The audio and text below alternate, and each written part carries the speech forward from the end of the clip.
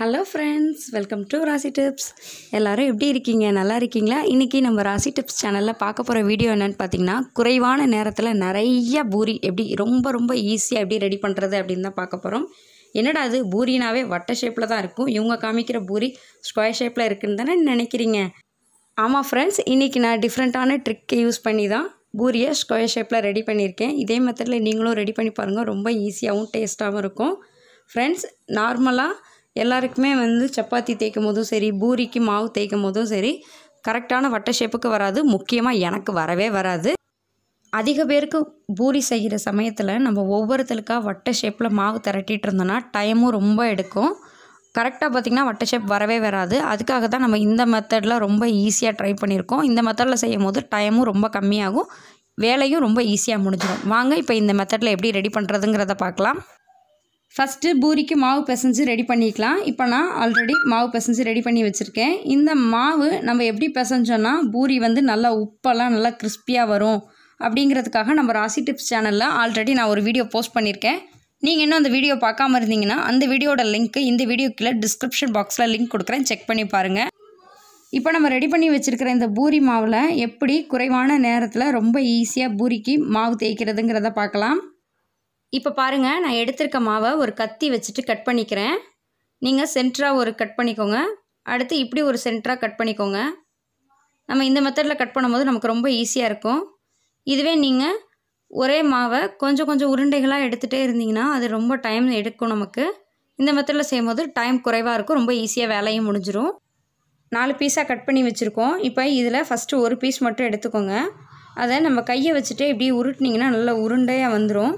இப்போ பாருங்கள், நீளமான ஷேப்புக்கு நம்ம நல்லா உருட்டி வச்சுருக்கோம். இதை ஒரு கத்தி எடுத்துகிட்டு நம்ம கட் பண்ணிக்கலாம். நமக்கு எந்த அளவுக்கு மாவு திரட்டுறோமோ அந்த அளவுக்கு நம்ம கட் பண்ணி வச்சுக்கலாம். இப்போ நம்ம பெரியவங்க சாப்பிட்ற மாதிரி இருந்தோம்னா இந்த கட் பண்ணுற பீஸை கொஞ்சம் பெரிய பீஸாக கட் பண்ணிட்டிங்கன்னா கொஞ்சம் ரொம்ப ஈஸியாக இருக்கும். இப்போ இந்த கட் பண்ண பீஸ்லேருந்து நான் ஒரு பீஸ் மட்டும் எடுத்துக்கிறேன். எப்போதும் சப்பாத்திக்கு எப்படி மாவு திரட்டுவோமோ அதே மாதிரி திரட்டிக்கலாம். தேவையான அளவுக்கு எண்ணெய் சேர்த்துக்கோங்க. எண்ணெய் சேர்த்துக்கிறப்போ மாவு ஒட்டாமல் நல்லா ஈஸியாக எடுக்கிறதுக்கு வரும். அதுக்காக நான் இந்த மரக்கட்டையிலையுமே எல்லா இடத்துலையும் தடவிருக்கேன். இப்போ பாருங்கள், நான் சப்பாத்திக்கு மாதிரியே மாவு திரட்டியிருக்கேன். எனக்கு கரெக்டான ரவுண்டு ஷேப் வரல. இதுக்காக நம்ம எப்போதும் என்ன பண்ணணும்னு பார்த்திங்கன்னா, ஒரு ரவுண்ட் ஷேப்பை எடுத்து அந்த அச்சை வச்சு ரவுண்ட் ஷேப்பில் பூரி செய்வோம். அந்த மாதிரி கட் பண்ணுறதை விட நம்ம திரட்டி வச்சுருக்க மாவை ஒரு கத்தி எடுத்துகிட்டு இந்த கார்னர்ஸை மட்டும் நம்ம ஃபஸ்ட்டு கட் பண்ணிக்கலாம். அப்போ தான் நமக்கு நீட்டாக ஸ்கொயர் ஷேப் கிடைக்கும். இல்லாட்டி அது ஒரு மாதிரி திப்பியாக திரண்டு எடுக்க வராது. 4 சைடு இருக்கிற கார்னர்ஸையும் நம்ம இதே மாதிரி கத்தி வச்சுட்டு கீறிட்டு எடுத்துக்கலாம். இப்போ பாருங்கள், நீட்டான ஷேப்புக்கு நமக்கு ஸ்கொயர் ஷேப் கிடச்சிருச்சு. இப்போ இதில் நம்ம ஒரு ப்ளஸ் மாதிரி கட் பண்ணாவே போதும். இப்போ பாருங்கள், நான் நேராக ஒரு கோடு போட்டுட்டேன். இப்படி ஒரு கோடு போட்டுட்டோன்னா நமக்கு சூப்பராக ஸ்கொயர் ஷேப்பில் கிடச்சிருச்சு. நீங்கள் ரவுண்ட் ஷேப்பில் செஞ்சு கொடுக்குறத விட இந்த மாதிரி ஸ்கொயர் ஷேப்பில் சமைச்சு கொடுக்கும்போது குழந்தைங்க விரும்பி சாப்பிடுவாங்க. 2 சாப்பிட்ற இடத்துல 4 கூட விரும்பி சாப்பிடுவாங்க.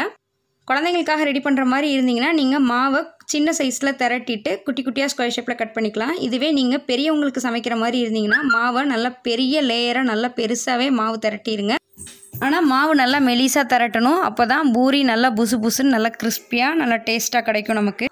இந்த மெத்தடில் நம்ம ரெடி பண்ணும் போது டைம் பார்த்திங்கன்னா ரொம்ப ஆகாது. குறைஞ்ச நேரத்தில் நிறைய நம்ம பூரி ரெடி பண்ணிடலாம். இப்போ பாருங்கள், இதே மெத்தடில் நான் கட் பண்ணி வச்சுருக்கேன். உங்களுக்கு நீங்கள் இந்த ஸ்கொயர் ஷேப் தான் கட் பண்ணணுங்கிறது கிடையாது, இந்த மெத்தட்லையும் கட் பண்ணலாம். அதுக்காக நான் ஸ்கொயர் ஷேப்பில் மாவை திரட்டி வச்சுருக்கேன். கார்னர்ஸ்லாம் கட் பண்ணிவிட்டு இப்போ பாருங்கள், நீங்கள் ஒரு இன்ட்டு போட்டாவே போதும், சூப்பராக ஒரு ட்ரையாங்கிள் ஷேப்பில் வந்துடும். இந்த மெத்தடில் நம்ம பூரி செஞ்சு கொடுக்கும் போது குழந்தைங்க விரும்பி சாப்பிடுவாங்க.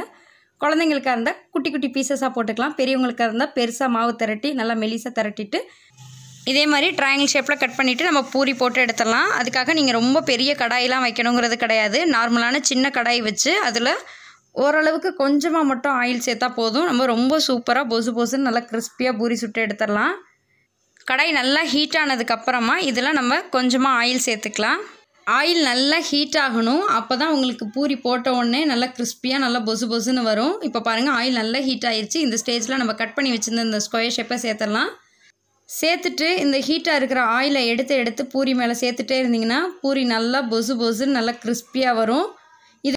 இந்த பூரிக்கு மாவு எப்படி ரெடி பண்ணுறதுங்கிறத ஆல்ரெடி நம்ம ராசி டிப்ஸ் சேனலில் வீடியோ போஸ்ட் பண்ணியாச்சு. லிங்க் டிஸ்கிரிப்ஷன் பாக்ஸில் கொடுக்குறேன், உங்களுக்கு தேவைப்படுச்சுன்னா நீங்கள் செக் பண்ணி பாருங்கள். இப்போ பாருங்கள், நல்லா பொசுன்னு வந்துருச்சு. இதை நல்லா ஆயிலெல்லாம் நல்லா வடிச்சிட்டு நம்ம எடுத்துக்கலாம்.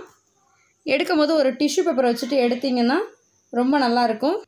ஃப்ரெண்ட்ஸ், இதே மெத்தடில் நம்ம எல்லா மாவையும் ரொம்ப ஈஸியாக திரட்டிடலாம். நேரம் ரொம்பவே ஆகாது. குறைவான நேரத்தில் நிறைய பூரிஸ் நம்ம ரெடி பண்ணிடலாம். இதே மெத்தடில் நீங்களும் ட்ரை பண்ணி பாருங்கள். ட்ரை பண்ணி பார்த்துட்டு எப்படி இருக்குங்கிறத மறக்காமல் என்னோட கமெண்ட் பாக்ஸில் ஷேர் பண்ணிக்கோங்க. அப்போ தான் நான் நெக்ஸ்ட் வீடியோ போடுறதுக்கு எனக்கு யூஸ்ஃபுல்லாகவும் என்கரேஜிங்காகவும் இருக்கும். இந்த வீடியோ பிடிச்சிச்சுன்னா லைக் பண்ணிவிட்டு உங்கள் ஃப்ரெண்ட்ஸ், ஃபேமிலி, ரிலேட்டிவ்ஸ் எல்லாத்துக்கும் ஷேர் பண்ணுங்கள். நீங்கள் இன்னும் நம்ம ராசி டிப்ஸ் சேனலை சப்ஸ்கிரைப் பண்ணாமல் தான் சப்ஸ்கிரைப் பண்ணிட்டு மறக்காமல் பக்கத்தில் இருக்க பெல் ஐக்கானை கிளிக் பண்ணிடுங்க. அப்போ தான் தினம் நான் அப்டேட் பண்ணக்கூடிய வீடியோஸ் உங்களுக்கு உடனுக்குடன் நோட்டிஃபிகேஷன் வரும். தேங்க்யூ ஃபார் வாட்சிங். Thank you friends.